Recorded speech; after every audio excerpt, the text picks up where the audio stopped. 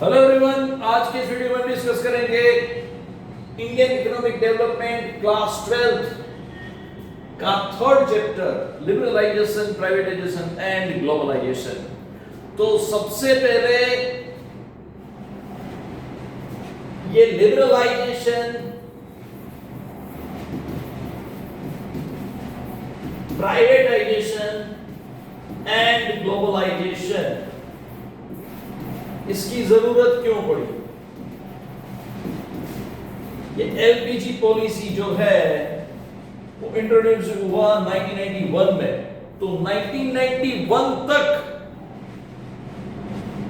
Till 1991 कोई economic reforms की जरूरत नहीं पड़ी। अचानक 1991 में क्यों जरूरत पड़ी? तो सिचुएशन जो है वो बहुत ही वर्स्ट था कंट्री का कि फॉरेन एक्सचेंज रिजर्व जो है वो एक 15 दिन तक फॉरेन एक्सचेंज रिजर्व कंट्री चला सकते हैं कि इंपोर्ट कर सकते हैं, उतना ही था। दूसरी चीज, बहुत सारे फाइनेंशियल बर्डन थे, बहुत सारे सिचुएशंस, वर्स्ट सिचुएशन थे, पॉलिटिकल इंस्टेबिलिटी भी था, बहुत सालों से जो है वो चला आता था। नरसिम्हा राव, देन उससे पहले देवेगौड़ा, बहुत सारे जो वीपी सिंह, ओके, ये सब जो प्राइम मिनिस्टर जो है वो सब जो है वो एक साल, डेढ़ साल जो है वो अपना कार्यकाल करके छोड़ देते थे। बहुत सारी इकोनॉमिक कंडीशन जो है वो वर्स्ट थी, and by keeping that in view, political instability की वजह से इकोनॉमिक इंस्टेबिलिटी होगा ही होगा। क्यों? क्योंकि जब भी कोई नई सरकार आती है तो जनरली क्या होता है कि वो अपना खुद का पॉलिसी, वो खुद का थॉट प्रोसेस अप्लाई करती है मैनेजमेंट में, एंड पूरा का पूरा टॉप टू बॉटम स्प्रेड होता है। समझ में आया? तो डायरेक्टली होगा क्या कि पहले पॉलिसी कुछ था और फिर पॉलिसी चेंज हो गया। तो वो चेंज कांस्टेंट आता रहता है, because of that reason market situations, वो सब जो है वो भी चेंज कांस्टेंट होता रहता है, and because of that reason एक सस्टेन ग्रोथ जो है वो अचीव नहीं होता और प्रॉब्लम जो है वो भी सॉल्व नहीं होते। इससे क्या होता है? प्रॉब्लम मल्टीप्लाई होते हैं। तो that was the situation, that was the condition in those days, 1991 के टाइम पे। समझ पाया? अब 1990s तक जो सेकंड चैप्टर में हमने डिस्कस, सेकंड चैप्टर जो है आपने पढ़ा होगा, उसका वीडियो जो है वो डालना बाकी है। After independence means post independence का जो टाइम था टिल 1990s, उसमें एग्रीकल्चर सेक्टर का ऑलरेडी रिफॉर्म्स और उसका पॉलिसी जो है वो फ्रेम हो चुका था। Agricultural policy and agricultural reforms already been taken before 1990s, green revolution वगैरह, ओके। तो which is why after 1991 agriculture policy, agriculture sector में कोई रिफॉर्म नहीं आया। समझ में? वो बहुत पहले ले चुके थे। इसीलिए ये 1991 में it was compulsion because of many this kind of adverse situation. तो वो एडवर्स सिचुएशन जो है वो वन बाय वन हम देखते जाएंगे।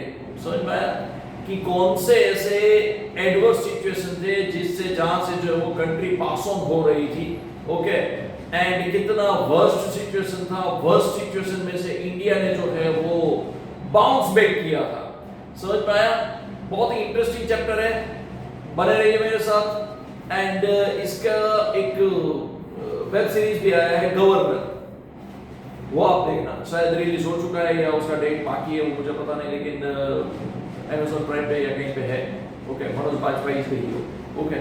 तो वो जो है वो डायरेक्टली ये टॉपिक के रिलेटेड है।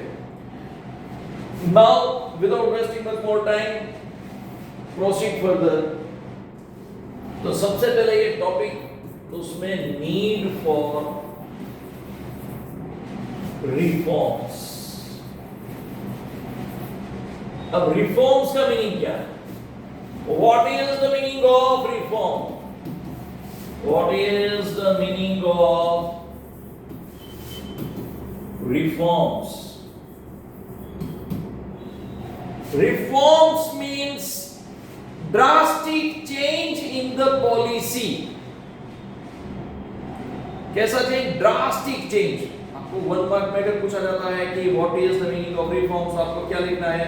Drastic change in the policy means it shows the attitude of the government. पहले क्या था कि रेस्ट्रिक्शन डाले थे, बहुत सारे रेस्ट्रिक्शन डाले थे कि आपको अगर प्रोडक्शन करना है तो परमिशन चाहिए, एक्सपांशन करना है तो परमिशन चाहिए, if you want to shut down your plant then also the policy permission is required.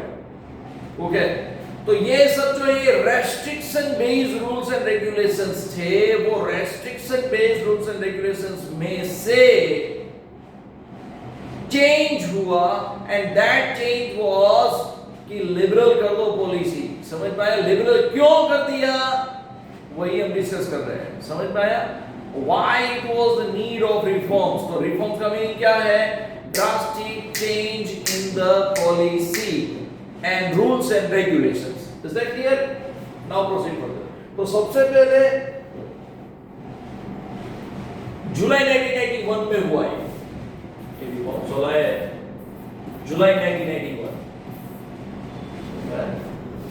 अब ये जो रिफॉर्म नीड फॉर रिफॉर्म्स में फर्स्ट फिस्कल डेफिसिट। कंट्री का फिस्कल डेफिसिट जो है वो एक हाई लेवल पे था। समझ में आया? First of all fiscal deficit क्या है? फिस्कल डेफिसिट का मीनिंग क्या है? रिसीट से एक्सपेंडिचर ज्यादा है। When expenditures are more than receipts, at that time fiscal deficit आता है। पहले रेवेन्यू एक्सपेंडिचर जो है वो ज्यादा हो जाते हैं। रेवेन्यू एक्सपेंडिचर और रेवेन्यू रिसीट्स की कंपैरिजन में रेवेन्यू एक्सपेंडिचर ज्यादा है। उसको फिर मीट करने के लिए आप पैसा उधार लेते हो, फिर जो है वो पैसा जो है वो राइट वे पे जाता नहीं, वहां से कोई जनरेट रेवेन्यू होता नहीं, and spirally go down and down. The country spirally go down and down. ऐसा नहीं है कि कंट्री में ये होता है, कंपनी में भी ऐसा पॉसिबल है, इंडिविजुअली भी ऐसा पॉसिबल है। समझ में आया? After raising that, if the money is not going to use or allocate in a right and proper way, from where the revenue will not generate, it result into disaster. समझ में आया? पैसा आपने rise किया, बोरो किया है, पैसा उधार लिया है, वो पैसा जो है वो अगर आपने ऐसे वैसे जगह पे इन्वेस्ट कर दिया कि जहां से आपको रेवेन्यू जनरेट नहीं हो रहा है, तो immediately how will you repay this debt? तो फिर तो क्या होगा? डेट ट्रैप होगा। समझ में आया? तो फिस्कल डेफिसिट जो था वो एक हाई लेवल पे था। Why? Because the expenditure was high and receipt was low. And to run the country, to run the administrative expenditures, whatever revenue expenditures incurred, the revenue receipt was not enough to meet all those expenditure. समझ में आया? Revenue receipt जो है, sorry,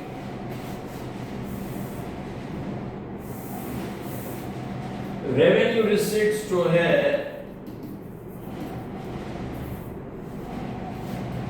वो लो था, revenue expenditure ज्यादा था। समझ में आया? इसकी वजह से ये प्रॉब्लम हुआ फिस्कल डेफिसिट का। समझ में आया? धीरे धीरे करके कंट्री जो है वो डेट ट्रैप में आ गई एंड फॉरेन एक्सचेंज रिजर्व जो है it was also steeply going down because of this reason. Okay, import करने के लिए जितना हमारे पास फॉरेन एक्सचेंज रिजर्व होना चाहिए वो नहीं था and because of that reason India का इंप्रेशन वर्ल्ड लेवल पे बहुत ही वर्स्ट होने लगा। समझ में?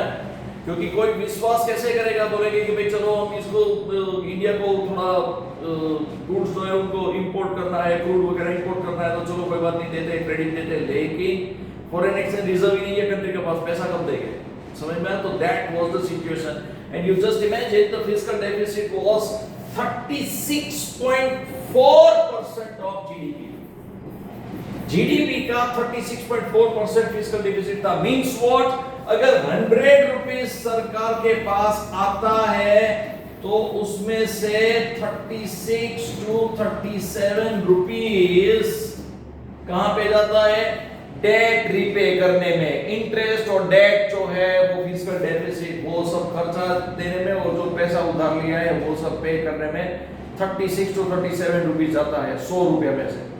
बाकी का जो भी पैसा बचता है 64 to 63 rupees, from that particular ratio पूरा 100 करोड़ का कंट्री जो है वो चलता था। अब वो 100 करोड़ के कंट्री को चलाने में भी 40% तो जाता था डिफेंस में। यू जस्ट इमेजिन, ये रेशियो पूरा का पूरा देखो कि ये 100 रुपए में से 40 रुपया गया डिफेंस में, जो बहुत जरूरी है defence sector.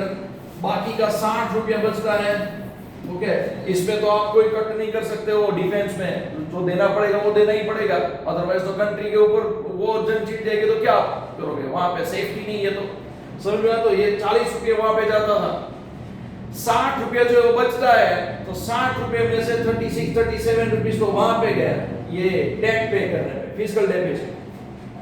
You just imagine the crisis. फिर तो क्या होगा? पॉवर्टी बढ़ेगी, इन्वेस्टमेंट तुम कहां से लाओगे? Unemployment was the rampant level. Just imagine this kind of situation incurred. Okay, next point,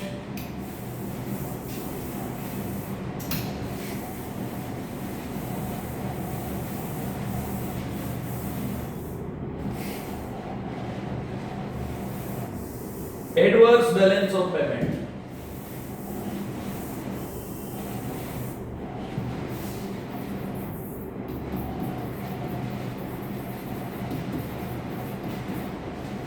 BOP situation was adverse.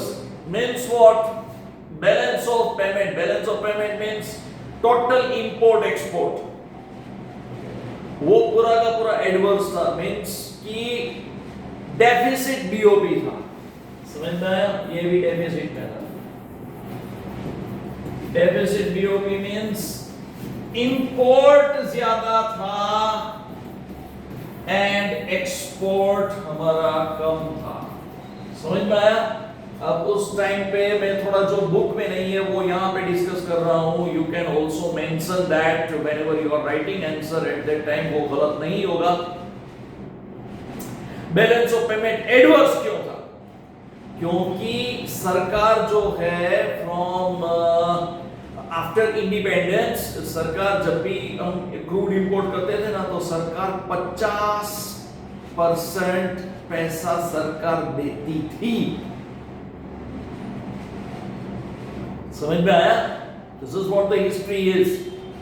पहले सरकार 50% पैसा दे, मींस कि अगर क्रूड जो है वो 40 रुपए में आता है तो 20 रुपया सरकार देती थी और 20 रुपया जनता देती थी। समझ में आया? और इसीलिए पेट्रोल के प्राइस जो है वो पहले 20 रुपया था। फिर धीरे धीरे करके ये सब सिचुएशन को देख के government realise we can not afford any more. ये जो पैसा हम दे रहे हैं वो धीरे धीरे करके जनता के ऊपर डालना शुरू कर दो। And likewise government start decreasing the subsidies whatever they are paying. समझ में आया? और वो पब्लिक के ऊपर डालना शुरू कर दिया धीरे धीरे करके। वो प्राइस जो है वो बढ़ने लगा। फिर लोगों को पता, सरकार का ऑब्जेक्टिव क्या था कि लोगों को पता चलना चाहिए कि भाई कॉस्ट ऑफ लिविंग किस तरह से मेंटेन होगा। Is that clear? Eight that time after independence इतना क्रूड जो है वो ह्यूज क्वांटिटी में इंपोर्ट नहीं होता था। समझ में आया? But as the passage of time after 1970s 80s population start increasing, और 80s के बाद जो है वो डिकेड में तो बहुत सारे जो व्हीकल्स जो है वो भी आने लगे मार्केट में, कार्स आने लगी मार्केट में। समझ में आया? आफ्टर 1980s तो बहुत ही वर्स्ट सिचुएशन हो गया था क्योंकि बहुत सारी कार की कंपनीज जो है वो भी आने लगी इंडिया में। So because of that is what happened, more crude required, तो क्रूड का इंपोर्ट बिल जो है इंक्रीज होने लगा। अब सरकार जो है वो पहले 50% देती थी तो आज के बिल में भी 50%। How government can afford? Is that clear? So likewise government start decreasing that subsidies और 100% जो है फिर जनता की जेब के ऊपर डाल दिया कि भाई जिनको अफोर्ड होगा वो पेट्रोल में पैसा पे करेंगे। समझ में आया? सो लाइकवाइज ये एडवर्स बीओपी का मेन रीजन ये था। Okay, then many times what happened that profit spending की बहुत सारे डेवलपमेंट प्रोजेक्ट्स तो है, तो डेवलपमेंट प्रोजेक्ट्स में भी हमने पैसा उधार लिया था। Another thing is what non-development expenditure was too high. Non-development expenditure की जहां से पैसा देने के बाद जहां से revenue generate होता नहीं, that is called non-development expenditure. Is that clear? And because of that reason, the BOP situation was adverse. Proceed.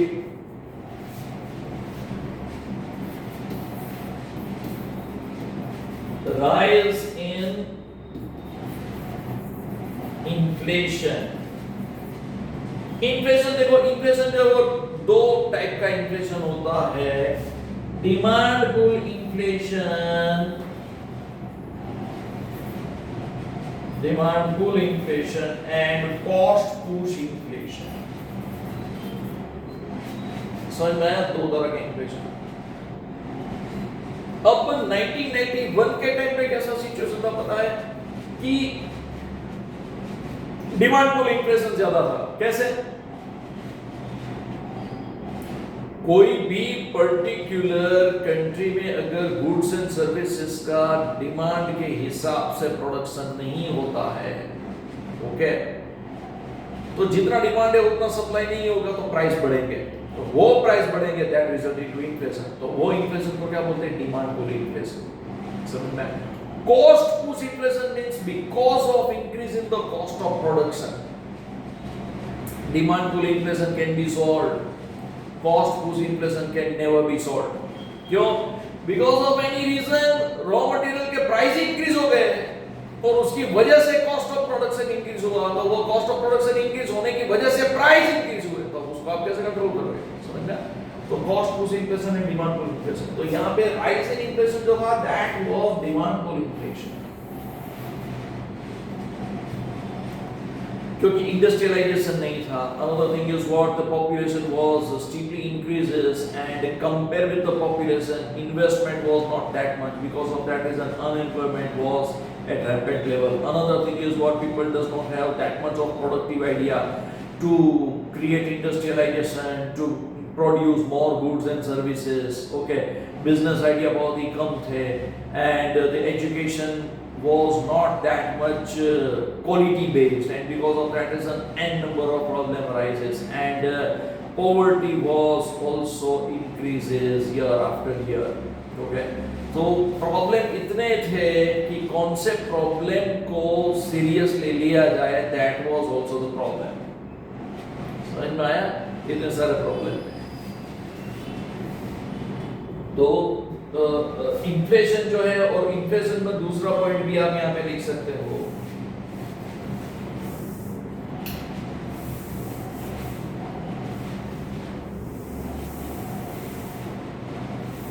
Inflation increase हुआ क्यों? क्योंकि ये जो डेफिसिट हुआ था ना,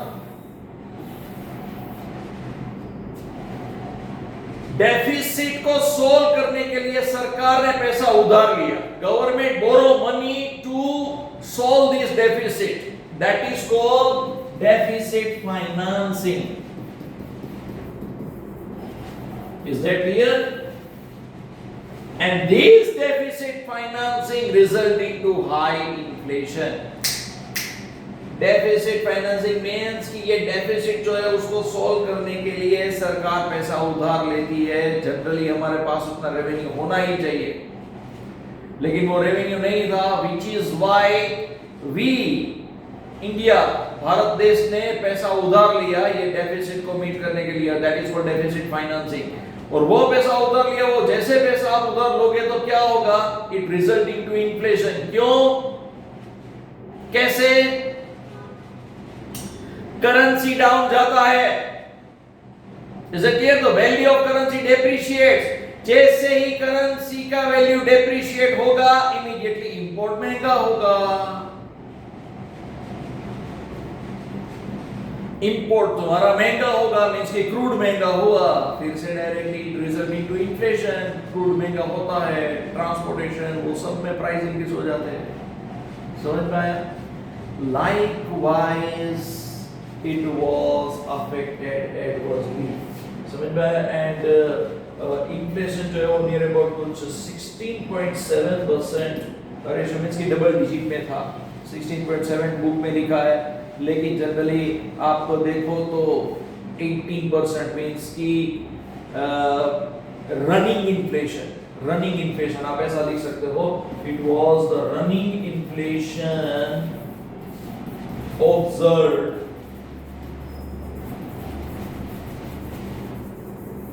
during 1981।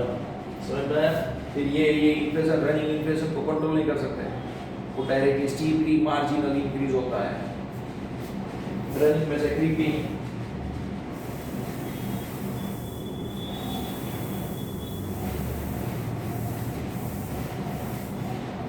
Poor performance of public sector,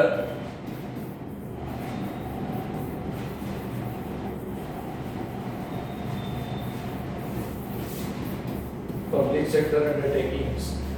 sector undertakings में परफॉर्मेंस जो है वो इतना अच्छा नहीं था कि प्रॉफिट नहीं फेच होता था। समझ में आया? लोगों के पैसे से पूरा का पूरा पब्लिक सेक्टर डेवलप हुआ, लेकिन वहां से अगर सरकार को रेवेन्यू चाहिए तो प्रॉफिट नहीं था, प्रॉफिट नहीं होगा तो रेवेन्यू कैसे मिलेगा? Because of that reason public sector undertakings incurred loss, और वो लॉस जो है उसमें शट डाउन नहीं कर सकते public sector undertaking. That is why हर साल जो है उसमें पैसा देना पड़ता, जिससे क्या हुआ? Again revenue loss, again and again revenue loss. समझ में आया? So that was the problem. Okay, next is inefficient management.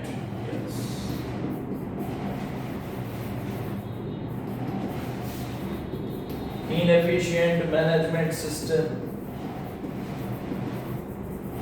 कोई भी कंट्री जो है वो कोई भी पर्टिकुलर सिचुएशन में आती है, वर्स्ट सिचुएशन में आती है, तो उसमें एक पॉइंट आता है inefficient management system. Inefficient management system top to bottom का आप गूगल पे सर्च करना। 1981 के बाद industrial sickness was also the problem. Industrial sickness के ऊपर दूसरा एक वीडियो आने वाला है, समझ में आया? लेकिन थोड़ा टाइम लगेगा, बहुत सारे वीडियोस है अभी पाइपलाइन में।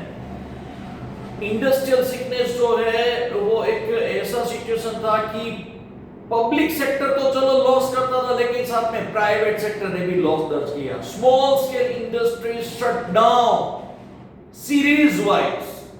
समझ में? ये मैं आफ्टर 1981 की बात कर रहा हूं, तो यू जस्ट इमेजिन 1981 से पहले कैसा सिचुएशन होगा। You just imagine small scale industries का रिक्वायरमेंट हमें तो बाद में लेट पता चला कि SSI is the strength for India, और उसके बाद सरकार ने उसके ऊपर फोकस किया स्मॉल स्केल इंडस्ट्रीज के ऊपर।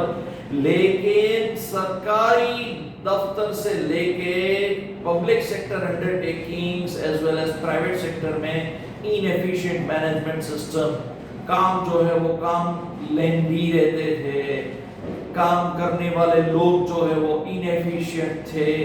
इनएफिशिएंट लोगों की वजह से पूरा का पूरा सिस्टम इनएफिशिएंट रहता है। समझ में आया?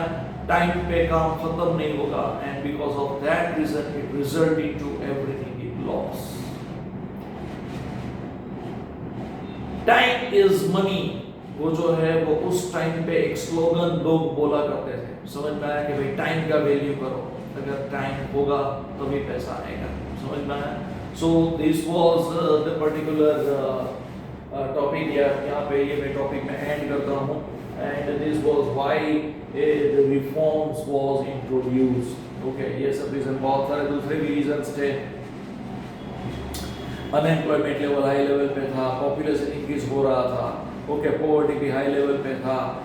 वर्ल्ड बैंक ने भी डिक्लेयर कर दिया था कि भाई पॉवर्टी इंडेक्स अगर गवर्नमेंट स्टॉप नहीं करेगी, कम नहीं करेगी, तो वर्स्ट सिचुएशन जो है वो इंक्रीज होने लगे हो सकता है फ्यूचर में। ये सब जो है वो अलार्मिंग रेट्स के हिसाब से जो है वो सरकार ने रिफॉर्म्स लेना शुरू किया, और रिफॉर्म्स में सभी पार्टी को कन्विंस करना वो सब भी थोड़ा टफ था। ओके, नेक्स्ट वीडियो में हम डिस्कस करेंगे कि उसके दूसरे मेजर्स जो है कहाँ कहाँ पे स्टेबिलाईजेशन मेजर, स्ट्रक्चरल मेजर जो सरकार ने लिए थे। ओके, यहाँ तक वीडियो देखने के लिए धन्यवाद, थैंक यू। शेयर करना, सब्सक्राइब करना, एंड आपको दूसरे कौन से टॉपिक पे वीडियो चाहिए वो भी प्लीज़ कमेंट्स में लिखना, और मेरे केस स्टडी वाले जो भी वीडियोस हैं वो भी आप देखना और वो भी शेयर करना। Thank you very much.